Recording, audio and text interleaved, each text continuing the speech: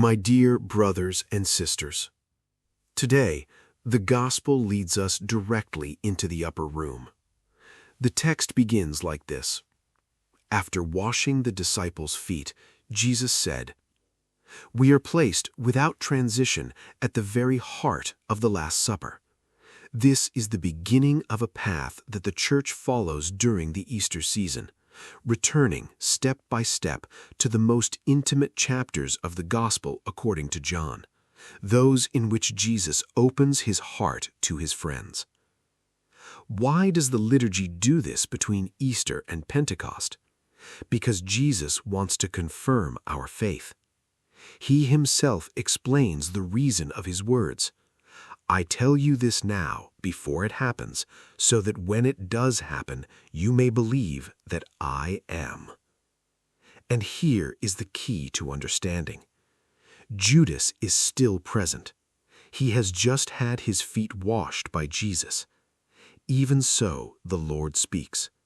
He announces beforehand so that faith may arise afterward.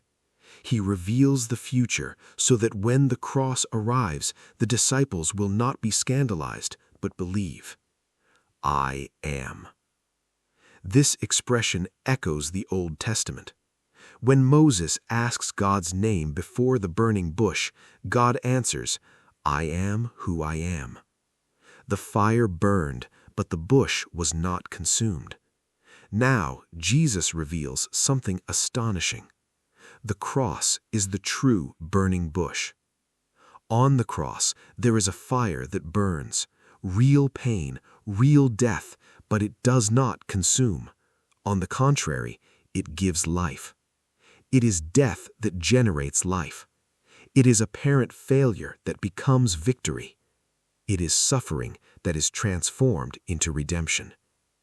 Like Moses, we are invited to approach this mystery and to hear the same command, take off your sandals, for the place where you stand is holy ground. Approaching these chapters of the Gospel requires reverence. Here we are in the testament of Jesus. Here he reveals who he is. But how can we truly understand all this? By imitating the beloved disciple, the one who rested his head on Christ's chest. This is not merely intellectual knowledge. It is intimacy. It is closeness. It is interior silence to listen to the beating of Jesus' heart. When we do this, we begin to understand. He spoke beforehand so that we might believe afterward.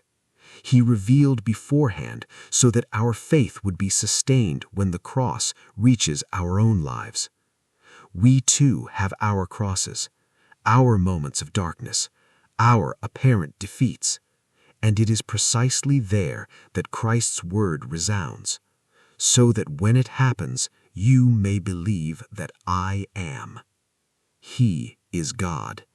He is in control. He transforms death into life.